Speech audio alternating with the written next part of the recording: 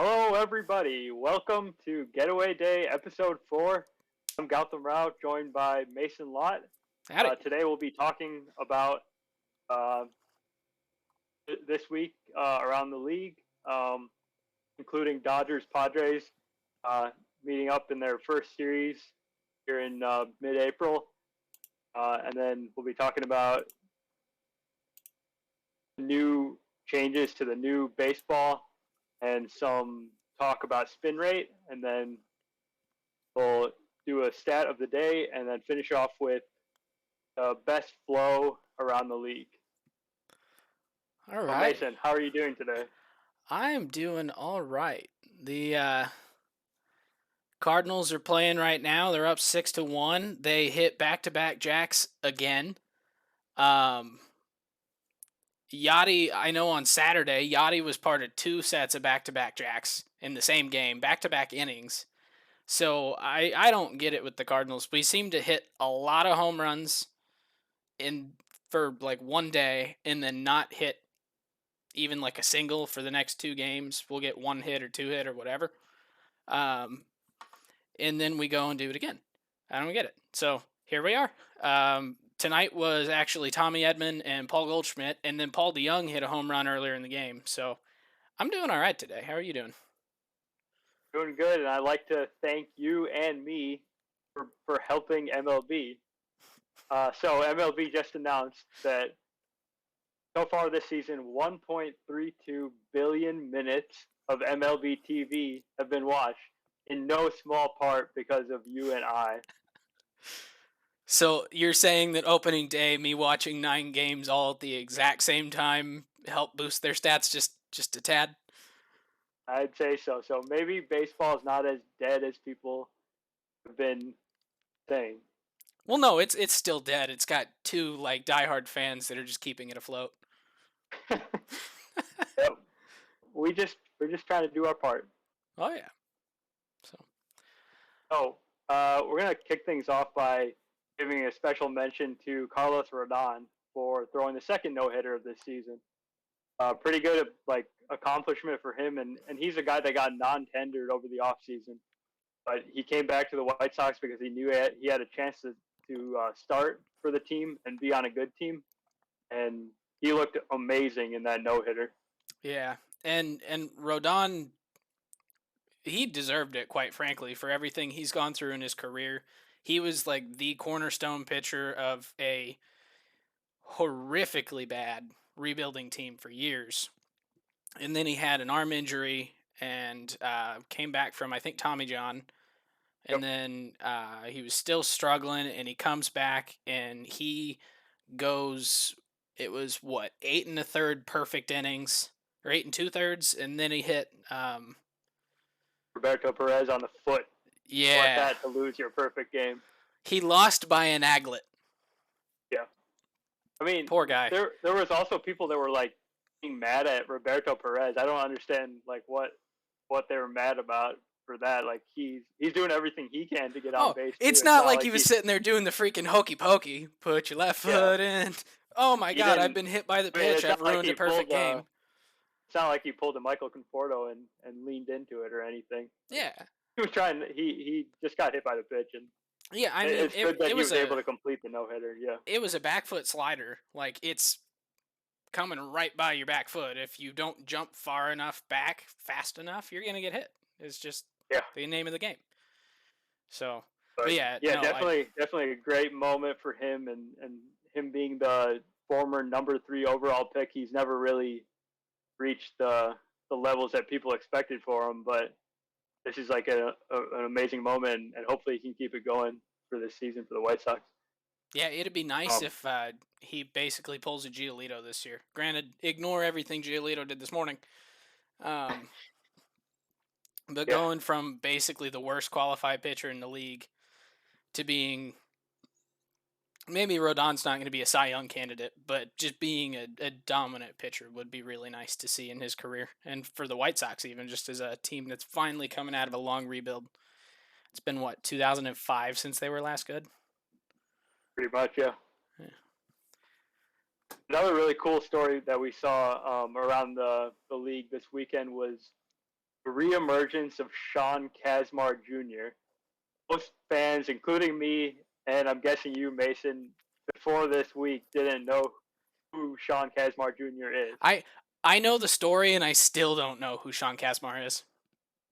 Exactly. So Kasmar made his major league debut with the Padres. He played, I think, 29 games in 2008 for a terrible Padres team. I think they lost 100 games that year.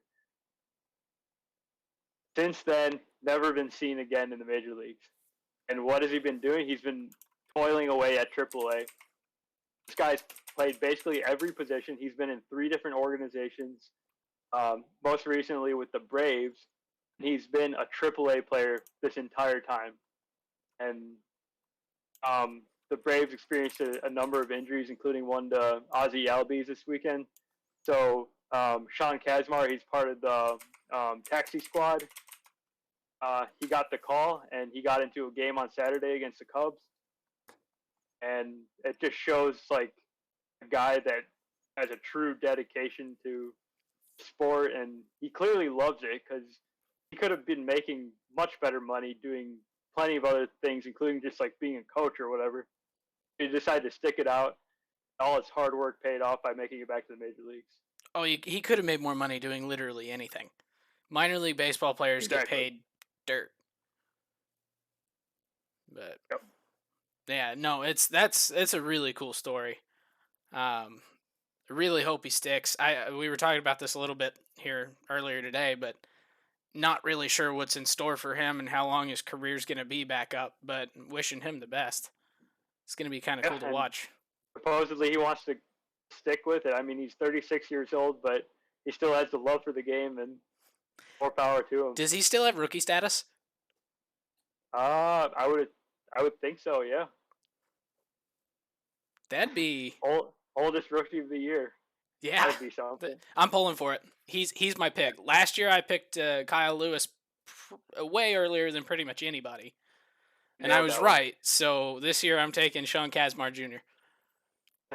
But all right, so transitioning here to a team that's really not doing well at this point. Like, there's no way to sugarcoat it. That's the New York Yankees. They're 5-10. That's the worst start that they've had since 1997. The fans are panicking.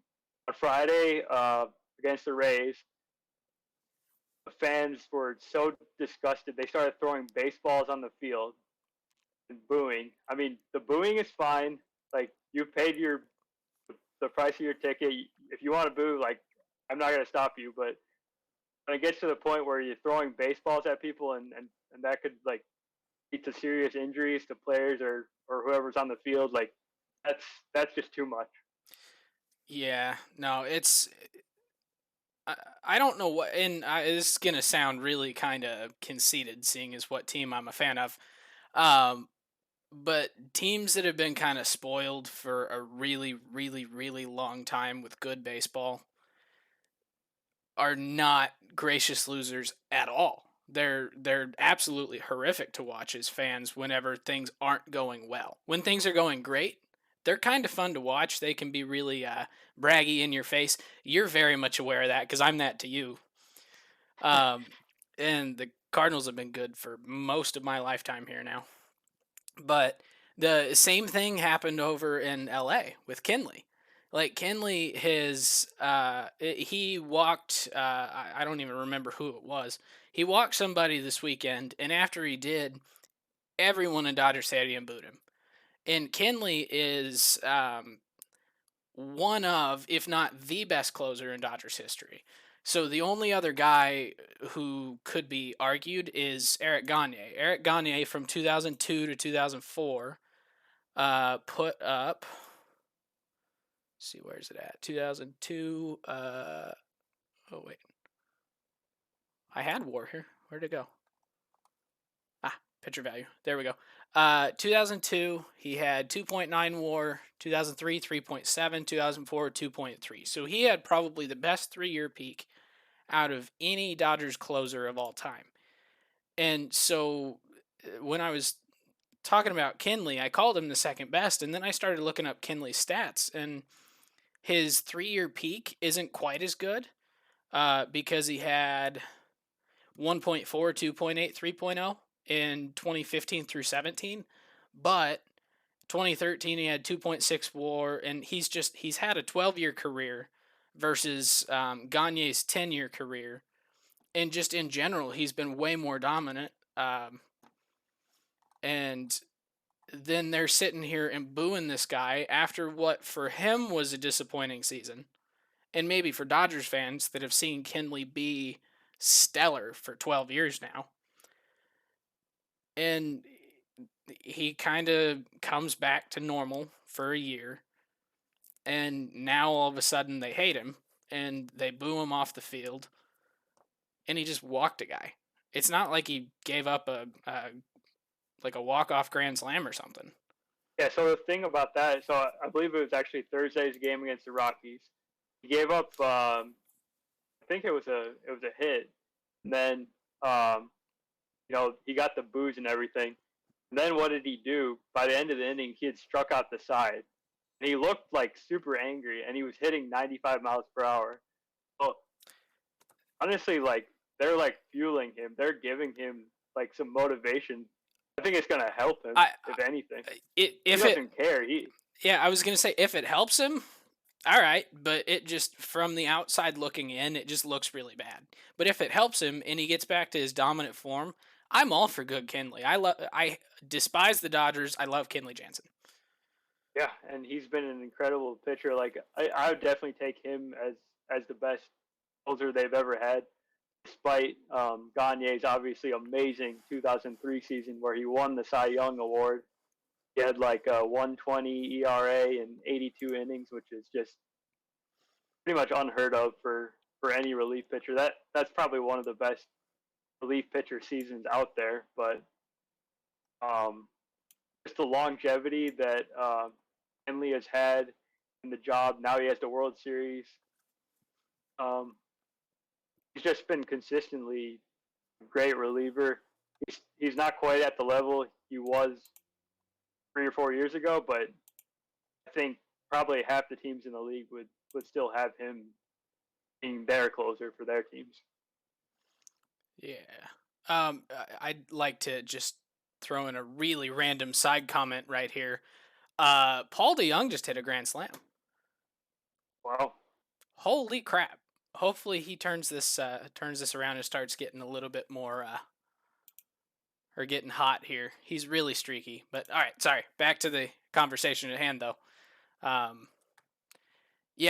we've been talking Dodgers, so let's talk about the biggest series of the weekend. Probably the premier matchup that we're going to see all year. That's Dodgers and Padres. They played for the first 3 times, and these games were just amazing. Like these are probably the most like hype April games I can ever think of happening because these teams are clearly like the best teams in the league.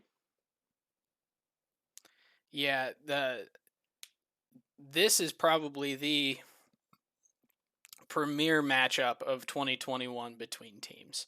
And they're just so evenly matched. Like I honestly couldn't tell you which is the deeper team. I could tell you which one people have higher expectations for, but I couldn't tell you which one's better. The Dodgers have this winning history, and so everyone sees them as being the top dog. And I kind of think the Padres.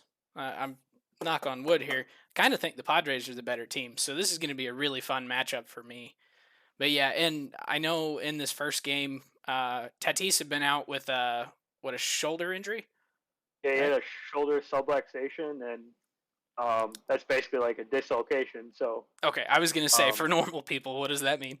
So it's like it's a partially torn labrum in his left shoulder. So it's not his throwing shoulder, but it was good to see him back, and he hit a home run in his first game back. So the power is not sapped, but I'm still personally really worried about this injury. Well, I think he might have come back too soon because I'm really worried he's not going to be able to keep it up. Yeah, that's actually what I was about to mention. I know last year Arenado had an injury to his non-throwing shoulder, and he occasionally looked like himself, but in general, I think people are like pretty much at consensus of Nolan Arenado had an injury-laden, not great year. And that was a 60-game season, and we're 15 games into 162. And Yeah. I think Fernando was told that he probably needs surgery, but he could put it off towards the end of the season or towards after the Yep. season. But Based on my understanding of that injury, it's like you have two paths. You can either try to strengthen the muscles around the shoulder, try to play through it, or you have to get surgery. And the surgery is really not avoidable. It's just when you get it.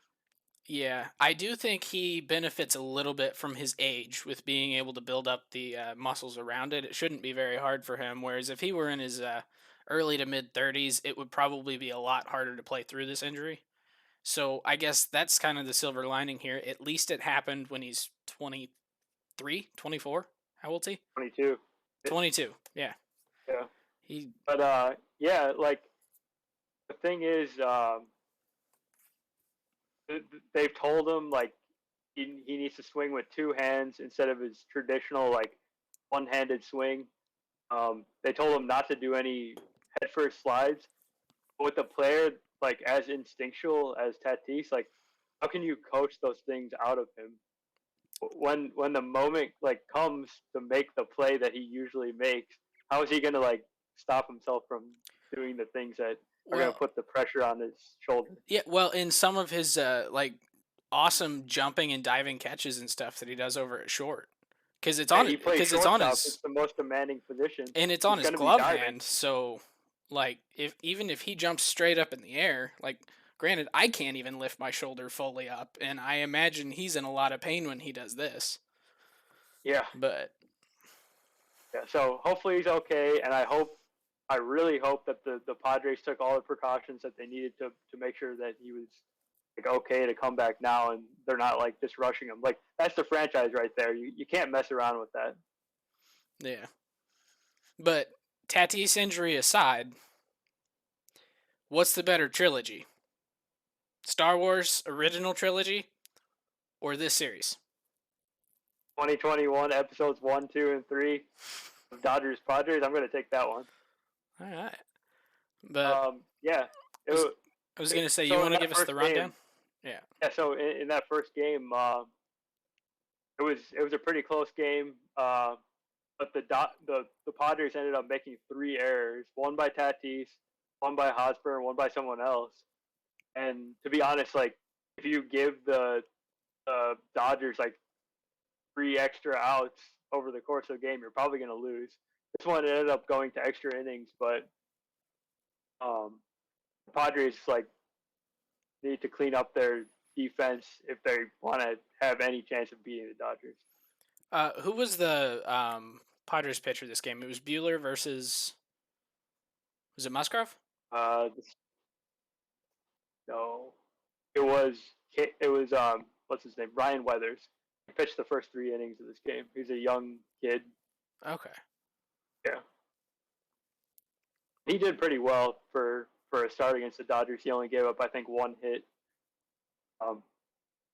And the second game was a little bit different. Oh, the last thing I'll mention about the first game is that the teams kind of got into it after Jorge Mateo got hit by a pitch later in the game, and there was like obviously the benches clearing kind of thing, but there was no real fight. But I think that kind of thing is like okay for baseball because it shows that these guys are like they really care and they're competitive about it.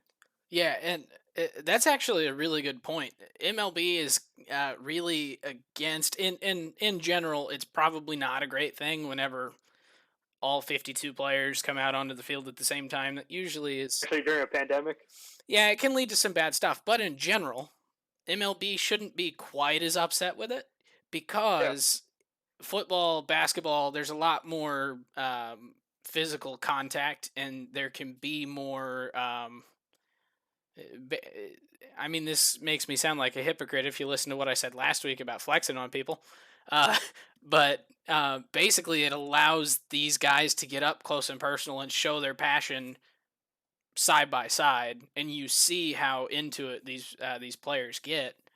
Whereas a lot of people find baseball to be an old man sport because there's no physical contact. It's just swinging a bat and trying to hit a ball that someone throws, and a lot of people don't get it. But getting all of this animosity, I guess, and competitiveness on display, I think it's a good way to market the game. Yeah. I mean, people always remember benches clearing. People don't remember a sack bunt. True. Speaking of old men yelling, Hayden Kershaw was yelling at Jurickson Profar for a kind of weird catcher's interference call, and I think that kind of back and forth is really the same kind of thing. Like nothing physical or nothing really malicious happened. They're just yelling at each other because they're in the heat of the moment. Yeah. So a question with that. I watched the play, and it's very clear that bat hit catcher's mitt. Yep. Someone then started to say that Profar did it on purpose. The guy who's not watching the catcher's mitt, can he do that on purpose? Like, is that? I mean, he could have because I mean, if you do look at it, it looks like his swing is like super late. And Kershaw was trying to make the argument that that was not a major league swing. Um, the weird thing is that the rule on catcher's interference is sort of ambiguous, and it doesn't really like say anything about whether the swing that hits the catcher's mitt is needs to be intentional or not. It just says if it does hit the mitt, the runner is awarded first base. That's it. Yeah, I don't know. I kind of because watching it at the same time, and I realize all catchers do this. He reaches forward to grab the ball as soon as he can instead of letting it get back to him, which is partially there so you could get a quicker transfer if someone's on the base and you're going to try and throw him out a second or whatever. But like his arm got nearly locked when he received the ball. Then Profar still had two hands on the bat. To me, if it's like intentionally trying to go for a catcher's interference, you'd almost have to like sort of let go with your front hand to reach back further. So I don't know. I thought it was a bit ridiculous that Kershaw was saying that it was intentional, just because I feel like in that quick, it would be hard to do that intentionally. Yeah, like I said, old men yelling at clouds. What? He's only like 33. He's not that old. Yeah, he gets that reputation as being old man though. Oh, he's easily the oldest school pitcher in the league. Other than Madison Bumgarner. He's also only like 33. Yeah. So, although this isn't quite on our thing here, but he's not looking great. He was better yesterday. Was he? The first couple starts, absolutely terrible. He looked washed. Yeah, I'm gonna start trying to watch a couple of his starts, and just because I don't really watch very many West Coast games, which is why I don't have a whole lot to say here about the Dodgers. But being on East Coast time makes it a little hard to watch some of those late games. So, but yeah, but that game two, anyways, it was a pitcher's duel. Kershaw actually drew a bases loaded walk off Yu Darvish to force in the first run of the game. The Dodgers would end up scoring one more run, and then Mookie Betts makes this ridiculous sprawling catch in right center field to end the ball game. That would have normally fallen for a hit that would have tied the ball game. That was a really like exciting way to end the game, and it was just so loud in that stadium. Couldn't even tell that it was like a partial capacity crowd. yeah, but that Mookie catch though. I don't know how he held it in the very like palm of his glove. Yeah, that was an impressive catch. Mookie is so I say he's underrated, and give me a minute to explain it. I don't think people realize, or the casual fan doesn't realize, that Mookie Betts is almost Trout level as far as his position and where he fits in history. I think it's I think there's a pretty good argument that Mookie is potentially the best right fielder in history. Right, like we might be viewing Mookie in a completely different light if Mike Trout didn't exist. Yeah. Yeah. Yeah. And it's kind of weird cuz Mookie is almost like it's almost like MLB doesn't realize his potential either because he's Mike Trout's skill with Fernando Tatis Jr. personality and like internal fire. And Mookie is like the guy that should be the face of the league. Trout Definitely. Yeah. Trout is like the best player, and I don't think anyone would argue that, including Mookie. I think he would agree. Mostly because I've seen a lot of other players agree. They're like, yeah, he's the best. And then everyone thinks Fernando is just an insanely like talented young kid that just plays with so much passion. And then Mookie is just like there. He makes a crap ton of money. He's consistently on highlight reels, both behind the dish or not at the dish. Sorry, not behind the dish. He does not catch. Sorry for that little misspeak there. Robbing home runs, hitting home runs, triples, doubles, steals, you name it, Mookie does it. So I love that guy. But all right, and then game 3, what happened Yeah, there? just do a quick recap on that one. So it was a matchup between two former Cy Youngs and Blake Snell and Trevor Bauer. Not surprising, another pitcher's duel there. And Padres were down at first. Kasmar ends up hitting a RBI single to tie the game, and then he hits another hit later on to give the Padres a lead, and then the bullpen like locked it down. But I mean, you couldn't have asked for a better start for the Dodgers for this season. They've won 13 out of their first 16 games. I just did a little quick calculations. That's a 131 win pace. So we got to keep an eye on those 2001 Mariners for best record in history. And then I think we also need to be on the lookout for the 1917 Tigers for the worst record in history. What year was that? Where they lost 119? That was the 2003 Tigers. Oh, 2003. Oh, I was way wrong on year. My bad. I guess they would have had to play 162 games. But yeah, but the Yankees very well could hit that. That would be something else. Yes, that would make a lot. That would make the Yankees fans be throwing a lot more than like just baseballs on the field. I feel like. Dude, I'm pretty. So, do the Steinbrenners still own the Yankees? Yeah. Yeah, I'm pretty sure the Steinbrenners would have to sell if they lost 119 games. I don't. Yes, they would never show their face in New York again. Yeah. No, but Bauer though. So I didn't watch the game, but was he just? How filthy was his stuff?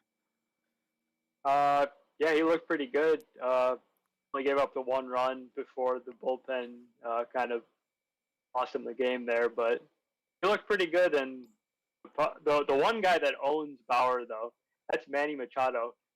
He had 2 hits against him, and he has over 600 batting average lifetime. So is Bauer going to start referring to Manny the same way that Phil Hughes refers to Miguel Cabrera, where he's just going to start saying Manny is my daddy? Every time someone asks about Manny, it's like, yeah, your dad was. I think that would be fun. I think Bauer should start to do that. Granted, he's competitive and he's not. He's fun to watch, but I don't think he's fun because he's almost too competitive. So he might not be willing to admit that Manny gets the better of him. Yeah, really not. No, but speaking of Bauer, yeah, I was gonna say with Bauer though, the reason I ask how nasty his stuff is, he seems to be in MLB's sights as far as some of the new. I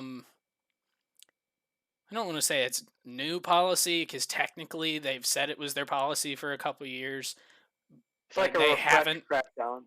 Yeah, so they're starting to try and crack down on pitchers potentially using sticky stuff to get a better grip on the ball. And their argument is ironically the same argument that Trevor Bauer made on his YouTube channel 2-3 years ago, roughly. But when Garrett Cole and Justin Verlander were starting to get these insane spin rates on their pitches down in Houston, the year that they were like 1-2 in the Cy Young voting, he made the observation on his Momentum YouTube channel that the only way that you could gain the 400 RPM spin rate is if you're using an outside component. Well, MLB is now looking into this exact same thing, starting to look for doctored balls, balls that have foreign substances on them, taking them out of play. Umpires can basically give them to the ball boy. The ball boy gives them to someone in the dugout. Someone in the dugout then sends them off to the MLB. They get tested in the labs, or in some labs. I don't know what the labs are, but and then they're going to try and punish pitchers for doctoring the ball. Now, they have like 8 pieces in the chain here, so technically there could be someone in between that hates the pitcher that's going to doctor it after the fact. But the first pitcher to be publicly under scrutiny for this is Trevor Bauer. And looking at his spin rates over the last couple years, 2018, 2019, his four-seam fastball had a 2,375 RPM spin rate.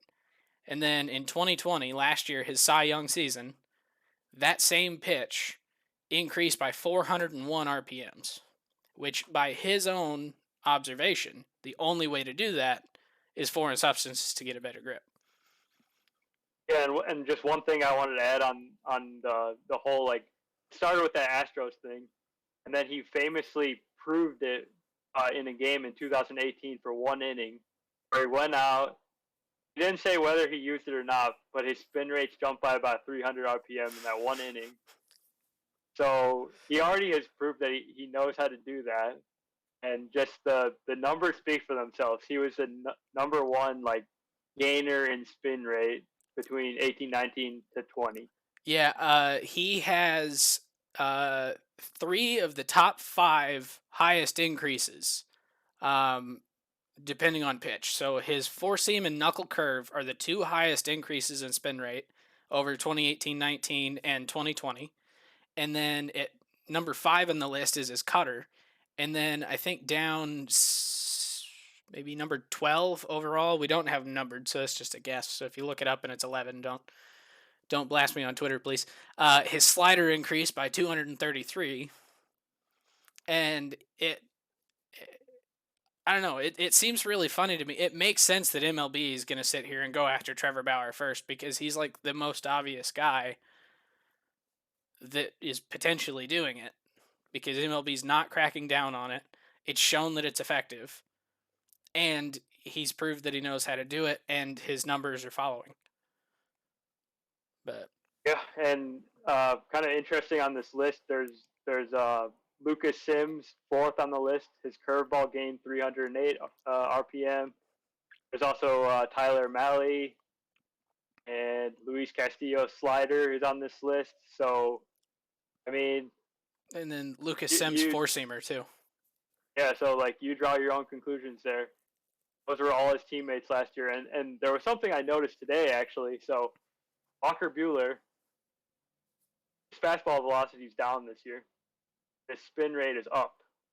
Explain to me how that works.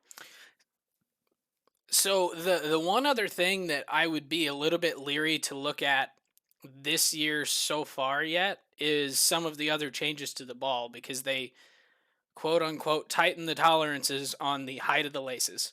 So theoretically, the laces are actually a little bit higher this year, so you can get a better grip on them. That was something that people had been talking about during the juice ball years, was that the laces felt a lot lower, so you couldn't get a grip. So that's why.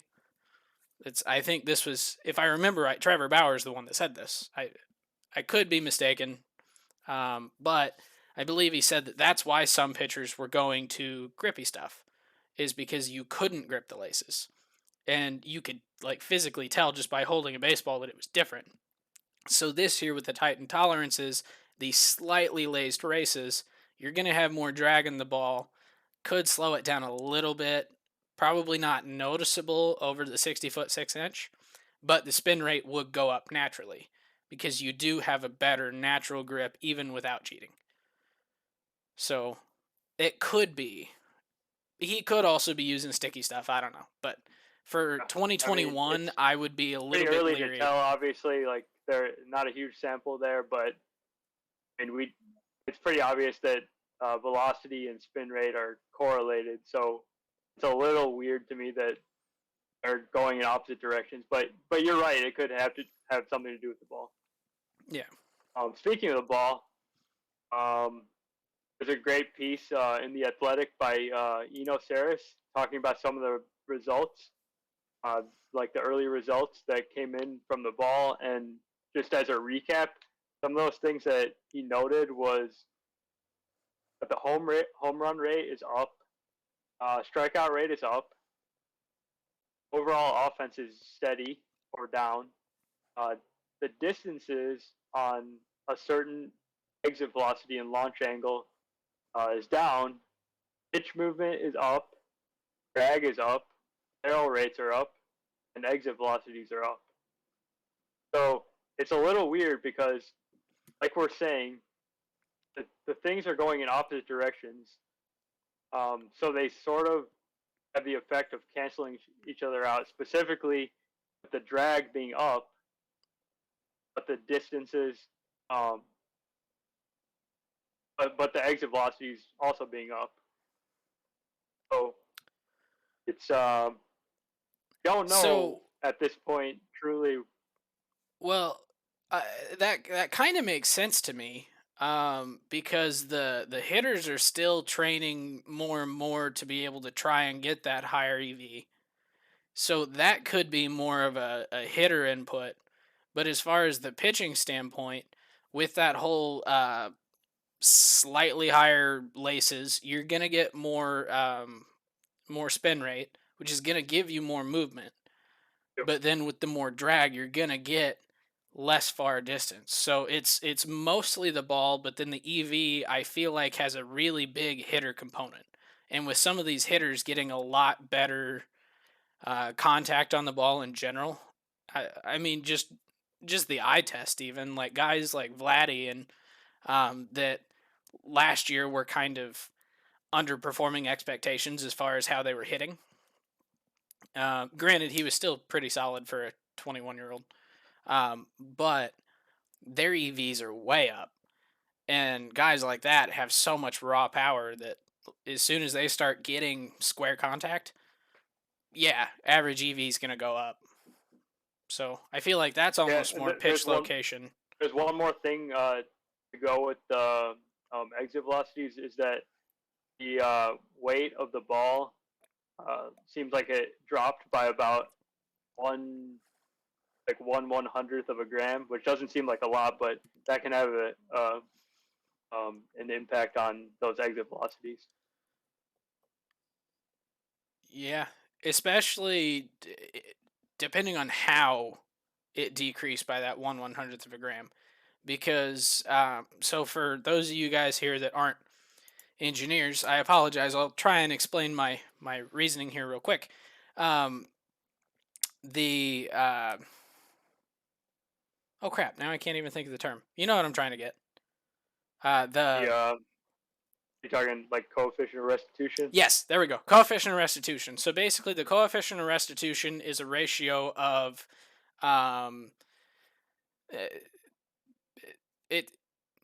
it's in a way a ratio of basically the speed coming in versus out of two different things to determine basically the momentum transfer between two objects. So if the ball changes and becomes essentially bouncier, and the ball has a higher exit velocity off the bat, and the bat doesn't recoil as much, that would increase your coefficient of restitution. And one would be basically that the bat doesn't move at all, and the ball does all of the movement, and it would be like the bounciest baseball you could ever have. It'd be essentially throwing a bouncy ball. just one of those rubber super balls. But so if the difference in the weight is because there's basically less leather on the outside or less yarn in the cork core or rubber core, I can't remember. It's rubber, right? Yeah. Yeah, if the rubber core is almost playing a bigger part in it now because the stuff around the rubber is diminished, then you're going to get a bouncier ball and you're going to hit it further.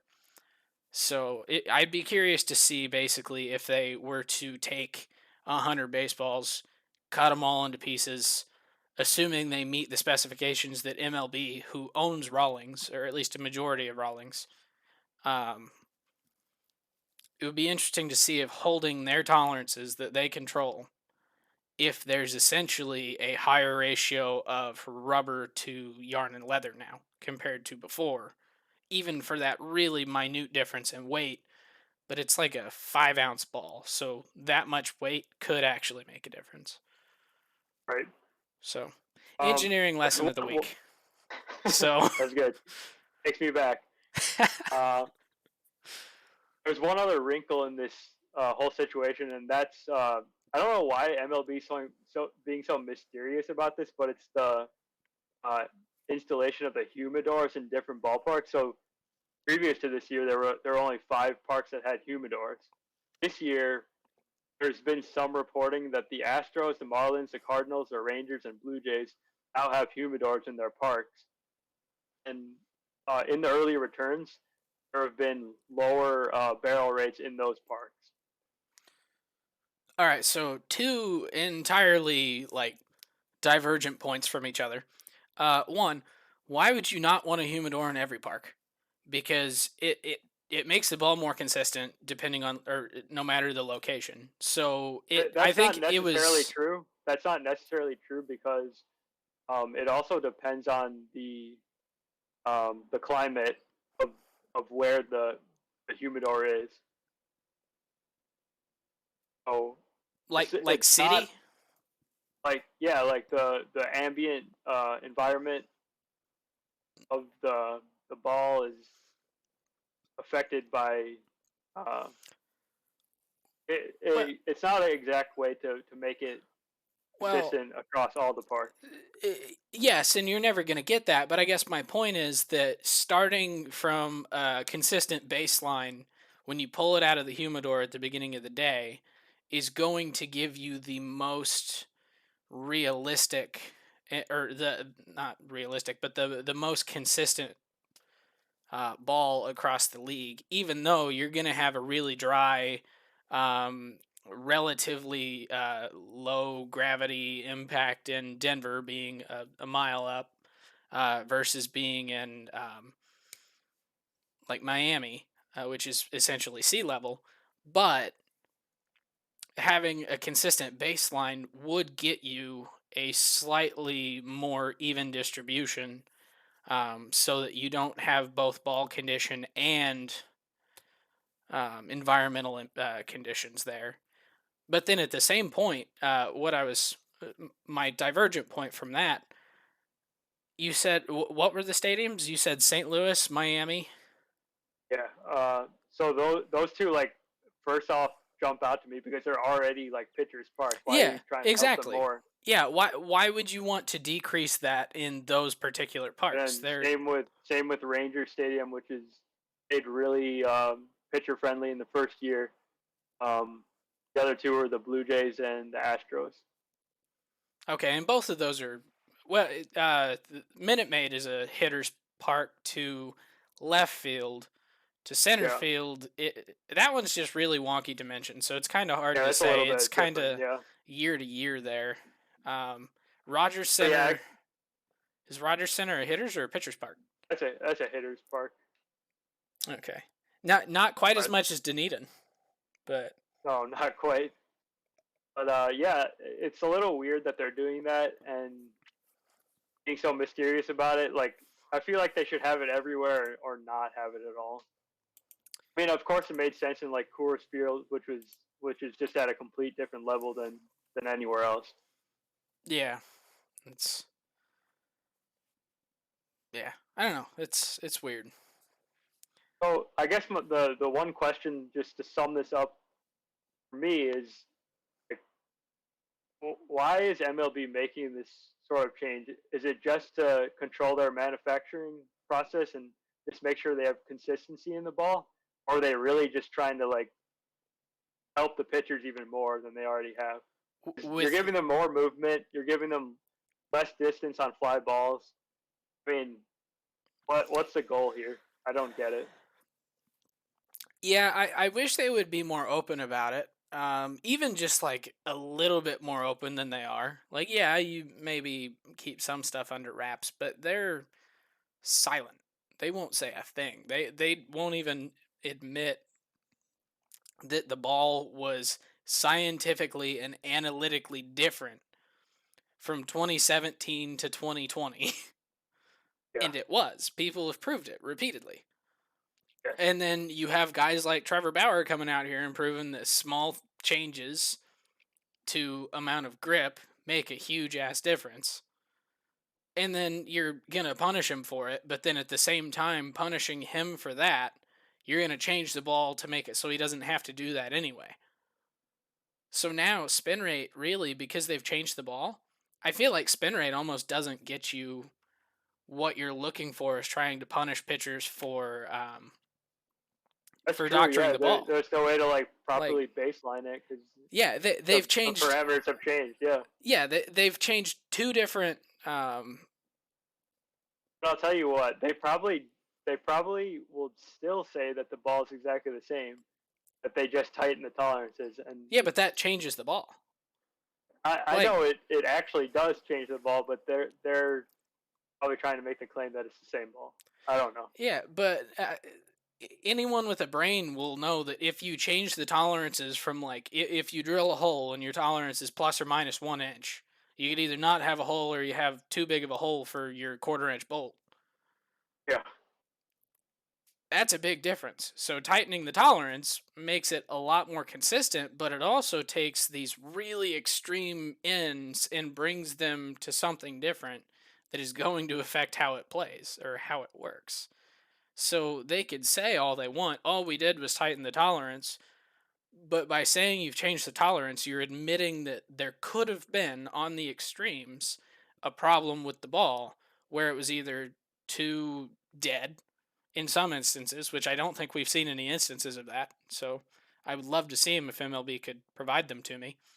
But then you have these others on the other extreme that are way too live of a ball, and then you have the Yankees and the Twins both surpassing the record for home runs in a season in the same season.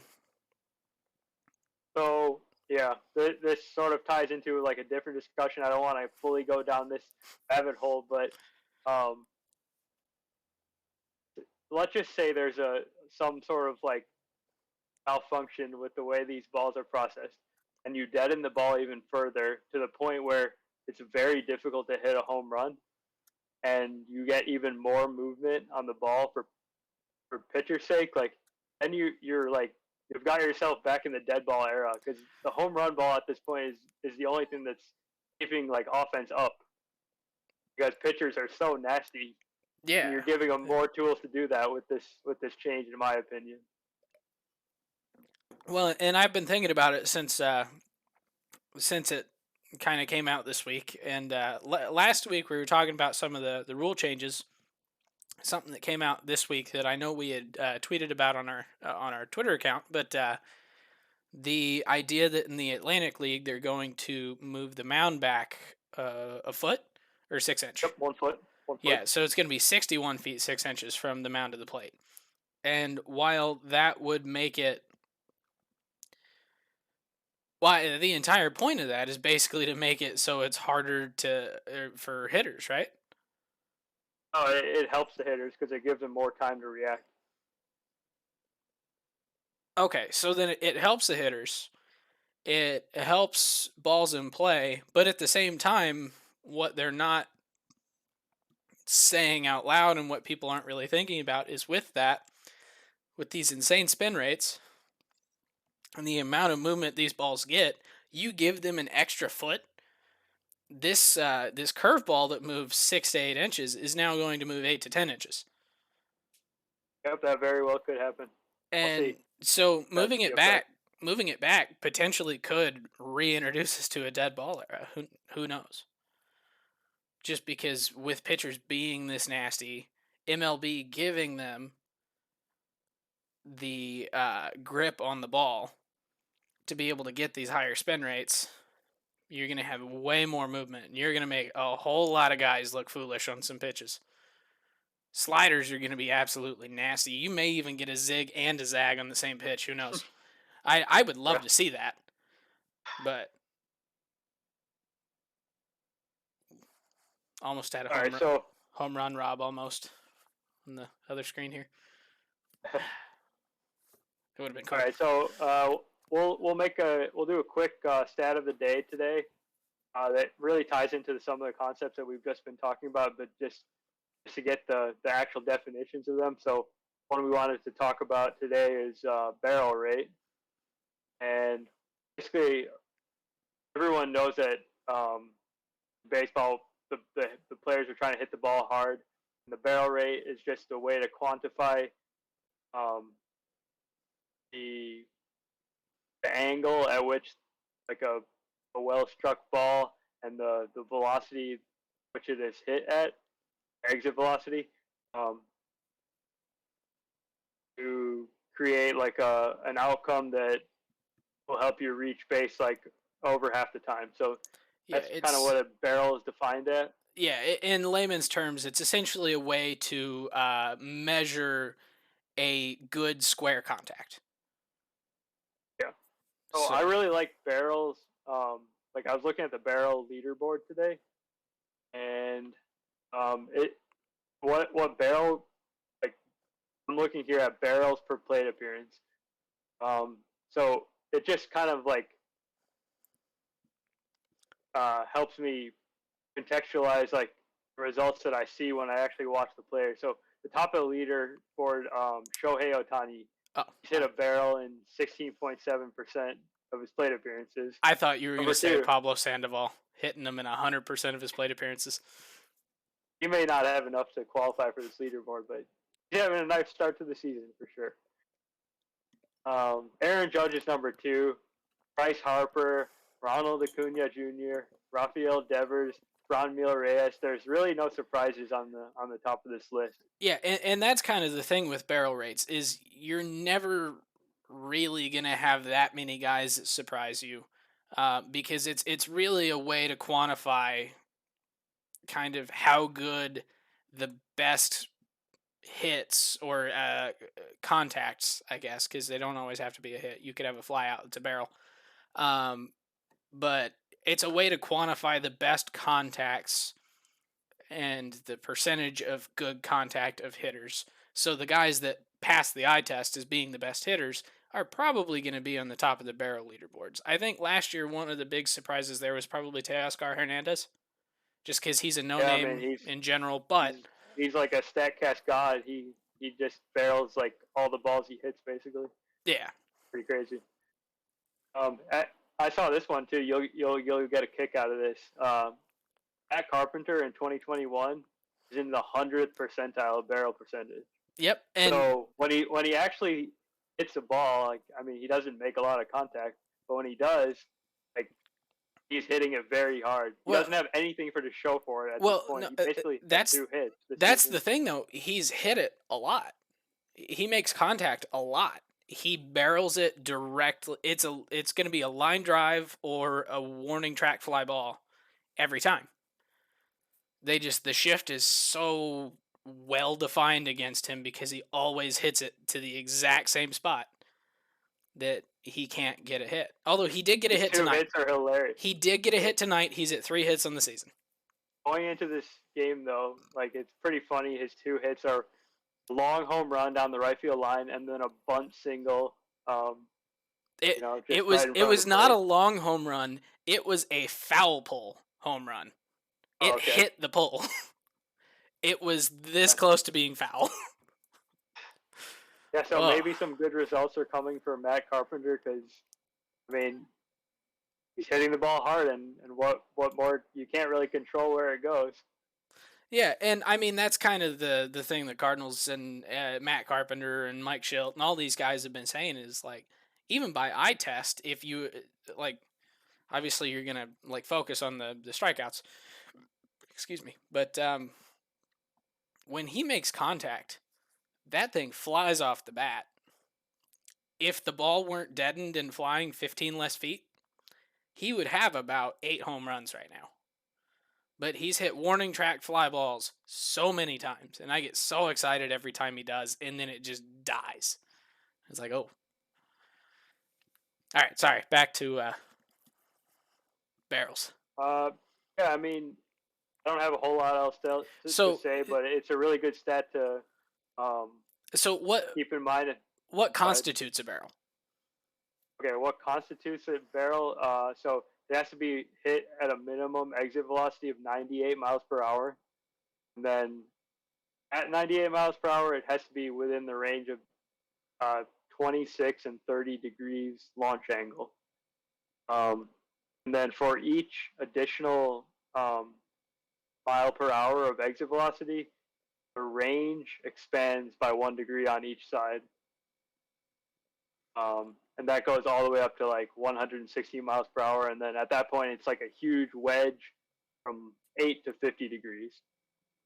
Okay, so you can hit a barrel at 45 degrees, the theoretical angle that you would want to hit a ball for it to fly the furthest.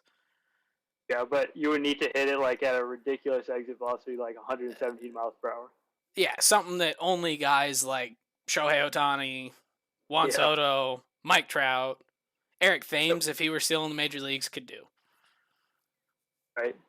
And we can talk about this some other time, but there's been some research showing that not all barrels are created equally. So one guy came up with a subset of the barrels called blasts, and those are even like they lead to even better outcomes than just the regular barrel range. So okay, yeah, I'd actually like to at some point put that on the list and do basically a barrels versus blasts. Yeah, it's really interesting stuff, and I'd definitely like to dig into it at some point. Yeah, cool. And just to close things out, we're gonna do another top 5, and today it is hair. Best flow. Best hair. All right, so and I'm gonna have some haters in the chat on a couple of these. I know that right away. To me, best flow has 2 meanings. Either it's like iconic hair, or it's like the natural, just like long flowing locks that just look incredible. They could be nickname worthy hair. For college basketball fans, Matt Harms was kind of that same thing with his hair and always slicking it back. There's a Twitter account for Matt Harms hair. If you want to find it, go follow me on Twitter, and you'll be able to find it in my following. His hair's fantastic. Well, MLB players, even though they're all old men like Clayton Kershaw, some of them are actually kind of fun. I think we try and touch on those as much as we can because we're young and hip and fun. We like young, hip, and fun baseball. So I decided to do best flow. Oh, shoot. Now I got to remember what order I did this because I forgot to order them in the sources. Ah, dang it. Okay. Okay, I think I remember what it was. So, number 5, this one is probably going to be the most controversial. Is it flow? Is it not flow? Technically, the hair isn't long flowing locks, but it was some of just the most memorable hair of 2021 I could think of, and that is Jazz Chisholm. Bright blue, really, really short, but if you look closely, it's in dreads. It's just really short and bright blue, and his hair is as electric as his play on the field. He is going to be young I'm wondering, and fun to watch. does his helmet just like fly off? I feel like I always see his helmet flying off, and it's probably just because he wants to show off that amazing hair. So that's another stat I would like to do to look into is number of first to second runs or second to third runs where your helmet flies off. Because I don't think he's top of the list on this top 5 as far as that's concerned. I think the guy I have at number 4 probably beats him. But yeah, so Jazz Chisholm, are you okay with him being on the best flow list? Yeah, I love sir.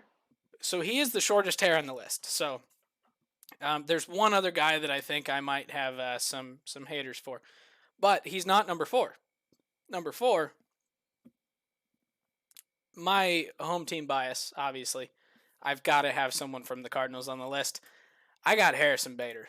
His hair, he's had a couple different haircuts. Right now, I believe it's long again, but he's on the IL, so I haven't seen him in a little while. He's starting baseball like full speed baseball activities again. He'll be back soon, so we'll see if his long luscious locks make it back. Kid from Brooklyn, New York. I believe it's Brooklyn. He's from New York. I know that for a fact. His hair matches his golden doodle. So his Instagram with pictures of his dog, it's the cutest thing in the world. Also, I believe if I had a best hair thing on here and I didn't have Harrison Bader, my sister would probably fly from her home to my home and kill me. So And then change the list. yeah, pretty much. So Jordan, you don't have to hurt me anymore. Harrison Bader made the list. All right, so at number 3, this one is on the list because it's the reason this guy has his nickname, and that is Thor, Noah Syndergaard. He has really luscious, long, gold, blonde locks, and they are fantastic. He's never cut his hair. He inspired Jake DeGrom in DeGrom's rookie through maybe 3rd season to try and rival his hair, and DeGrom just could not. Yeah, he just had to cut it. It just wasn't good enough. Yeah, and now DeGrom's a short hair guy because he's so intimidated that he can't beat his teammate, Noah Syndergaard. And just, the dude is just a freaking model. Look at that picture. Oh my god. Yeah, it's just all part of the vibe with Syndergaard. All that hair and like him being 6'6", like that. And he throws lightning. Thor. Yes. He throws 100-mile-an-hour as a starter. Dude's insane. But he comes in at number 3. So number 2 is probably the other controversial pick on my list here, and that is Fernando Tatis Jr. He's got dreads. You could argue dreads aren't flow. The reason he's on this list and at number 2 is he has the iconic hair of Major League Baseball. He's the new face of the league. Dude is electric, and his hair is the exact same way. You can't see that hair without a face and not know that it's Fernando Tatis Jr., if that makes sense. So he made the list, and quite frankly, it's just when his helmet flies off. Oh, speaking of helmet fly off, Harrison Bader is the guy that I think rivals Jazz Chisholm with. I think Harrison Bader throws his helmet off when he runs to second. But when Fernando's hair, when his helmet flies off or his hat comes off or something when he's in the field, that hair is just everywhere. It's pretty fantastic to watch. I think it might be the greatest thing to watch on the field, with the exception of our number 1 best flow. Gal, you got any good guesses here? Give me some honorable mentions if you do know who it is. But if you don't know, go ahead and guess. We'll give a shout out to Lourdes Gurriel for some very unique hair. That's a good point. Lourdes and Yuli, they have the same haircut. Lourdes is definitely better. It is, but they do have the same style. I think Yuli is just old and balding. Maybe. Because he's like so. 107 or 33, or one of the two. 36. Oh, wow. He's actually older than I thought. All right. That's not common that players are older than I think. All right. Shout out to Jay Bruce for retiring. Yeah, shout out to Jay Bruce for retiring at 26 years old. Or 34, whichever 34, one. Yeah. All All right, number 1, best flow in the MLB. Bo Bichette. My Bo guy. Bichette. My guy. Bo Bichette. Is just look at that picture and tell me that that is not the best flow since Jason Worth. That's great. And like you Actually, can't help but be like jealous when you see his hair. It's just so good. or his talent on the field, or Yeah, that literally too. just him standing still. You just look at him and you're like, there's like 85 things that I'm jealous about here. And I honestly couldn't tell you which one I'm the most jealous about. I think for me, it's probably the baseball talent with a very close second of the hair. So, but all right, well, that is it for episode 4 of Getaway Day, the podcast.